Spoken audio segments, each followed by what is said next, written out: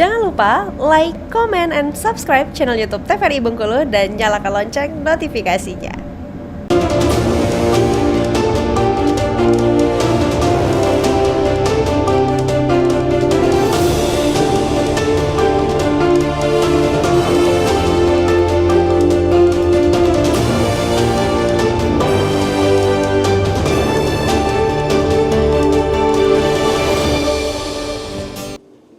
Assalamualaikum warahmatullahi wabarakatuh. Halo pemirsa TVRI Bengkulu, apa kabar Anda? Semoga selalu dalam keadaan sehat dan tentunya masih semangat dalam menjalankan aktivitas hingga saat ini. Pemirsa TVRI Bengkulu, senang sekali hari ini saya Riko Zuhri kembali menjumpai Anda tentunya dalam program Berendo. Seperti biasa kita akan membahas tema-tema menarik kali ini. Nah, pastinya pemirsa kali ini juga sudah hadir narasumber kami di Studio TVRI Bengkulu. Sudah ada bersama kami, di sebelah saya sudah ada Bapak Dulfi Perius selaku pengamat politik. Assalamualaikum Pak. Waalaikumsalam Mas Li. Gimana kabarnya, sehat? Alhamdulillah sehat. Ya, masih walaupun akhir tahun ya, di penghujung tahun, tapi tetap beraktivitas. Oh, tetap beraktivitas. Dan tentunya pemirsa TVRI Bengkulu pada kesempatan kali ini juga nantinya akan hadir bersama kami di studio. Ada Bapak Pamsyah selaku Ketua Bawaslu Provinsi Bengkulu. Nah, pemirsa TVRI Bengkulu, kali ini kita akan membahas tema terkait dengan hasil gugatan pilkada. Dan ini kita masih menunggu hasil gugatan pilkada untuk tahun 2024 dalam pilkada serentak. Untuk itu pemirsa, kalau kita bicara soal pilkada, pesta demokrasi ini telah usai kita laksanakan. Namun masih ada beberapa polemik yang belum terselesaikan pasca pemilihan serentak 27 November 2024. Nah, akan kita bahas bersama tentunya bersama dengan narasumber yang hadir kali ini. Baik, mungkin ke Pak Yulfi langsung nih Pak. Kalau kita bicara terkait dengan pilkada, seperti apa sih melihat perjalanan pilkada serentak 2024 dengan beberapa polemik katakanlah yang belum selesai nih saat ini. Salah satu adalah gugatan nih. Iya. Ya, jadi kan kalau kita lihat namanya proses pesta demokrasi ya. Pertama kita bersyukur alhamdulillah ini kan baru pertama dilaksanakan secara serentak keseluruhan, baik gubernur, bupati maupun wali kota. Nah, dari data yang saya baca bahwa ini diikutin oleh lebih kurang 545 kepala daerah. Ya. Nah, dari 545 kepala daerah tentu ada yang menang sudah dengan euforianya kan gitu. Tentu juga tidak harus berlebihan.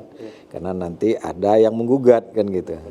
Nah, ternyata dari 545 peserta proses demokrasi pilkada ini itu 211 gugatan masuk ke MK.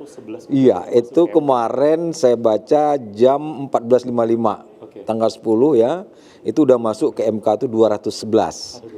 Nah, dari 211 itu kan 170 bupati, 39 wali kota. Nah, kemudian 2 provinsi gubernur. Nah, ini kan luar biasa, hampir mendekati 50% yang melakukan gugatan. Apakah itu dilarang? Tidak. Ini menunjukkan demokrasi yang sehat ya. Dia menggunakan haknya. Ya, kan kalau kita diberikan kesempatan hak kita ya wajar saja kan. Meskipun sudah ditetapkan oleh KPU, tapi kan nanti kalau ada yang menggugat kan akhirnya ada di MK. Nah, kita harus bersabar menunggunya gitu. Ini menarik ya. Jadi kalau dibahas terkait dengan pasca bagaimana pilkada 27 November yang telah kita laksanakan, ternyata tadi disampaikan bahwa dari informasi yang kita dapat ternyata sudah ada 200 gitu ya Pak. Ya, 211 lebih kurang. 211 gugatan yang masuk ke MK. Nah, sebenarnya kalau kita melihat dari gugatan sendiri ini dasar untuk itu dapat menggugat. Kalau disampaikan tadi memang setiap kita nih pasti memiliki hak gitu ya, untuk menggugat dan sebagainya. Betul. Nah, sebetulnya dasarnya ini seperti apa Pak? Ya kan dasarnya pertama kalau saya lihat ya ada yang masalah masa jabatan, ya kan mungkin melampaui batasan, padahal aturannya sudah ada yang mengatur.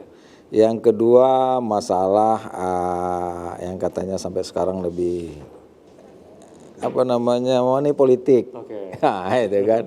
Kemudian yang lebih santer lagi ketidaknetralan ASN kata dia. Nah, ini kan lebih banyak disorot. Tapi kan yang lebih banyak itu tadi money politik, ketidaknetralan ASN kan itu yang lebih banyak disorot sekarang itu. Nah, mereka melakukan gugatan apalagi dengan selisih suara yang tipis-tipis gitu kan. Nah, ini kan gugatan itu pasti jalan kan. Punya kemungkinannya kan luar biasa ya, peluangnya kan mungkin makin luar biasa.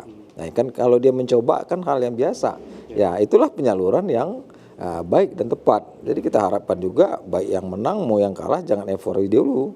Nanti tunggu keputusan daripada Mahkamah Konstitusi kan gitu ya. Artinya memang dari gugatan ini kalau memang yang sudah diajukan ini memang berdasar gitu ya Pak? Ya ada dasarnya ya. Dasar yang beragam dari Beragam, disampaikan, ya. ada terkait dengan politik, Betul. kemudian masa jabatan dan lain sebagainya. Iya. Nah ini kalau disampaikan ini seperti menjadi kesempatan gitu. Iya. Apalagi dengan selisih suara yang katakanlah tidak terlalu besar dan sebagainya. Nah kalau kita bicara terkait gugatan ini katakanlah di Provinsi Bengkulu sendiri Pak. Ya. Kalau informasi yang kita dapatkan ada 3 gitu ya Pak Ya. di provinsi ini. Ada Kota Bengkulu, Bengkulu Tengah sama Bengkulu Selatan kalau Bengkulu nggak salah Selatan, gitu ya. Nah, dari 3 wilayah yang menggugat ini sendiri ini seperti apa nih Pak untuk di Bengkulu? Ya kan dari 3 yang menggugat itu kan rata-rata ada yang kalau saya baca juga yang satu ketidaknetralnya ASN saya di kota. Yang kedua masalah ada penggelembungan suara kan gitu ya. Kemudian ada selisih perhitungan kan gitu. Ya kita silakan saja nanti seperti apa MK memutuskan apakah keputusan MK itu misalnya harus pemilihan suara ulang ya atau karena selisih perhitungan dasar-dasar bukti yang cukup misalnya kan itu kan bisa saja dilaksanakan atas perintah MK dilaksanakan kembali kan gitu ya. Makanya setiap yang melakukan permohonan kepada termohon itu kan harus lengkap bukti-buktinya ya jangan kadang kata-katanya atau berita hoax kita sudah naikkan kan jadi harus ada bukti yang valid untuk mengajukan itu kan gitu. Jadi tidak segampang itu gitu. Iya. Harus ada bukti-bukti Harus bukti yang valid yang untuk bisa akurat. disahkan nanti oleh MK dan Iya. Baik kita akan break sejenak nanti Baik. kita lanjutkan kembali. Pemirsa jangan kemana-mana kami akan kembali tetaplah di Beranda.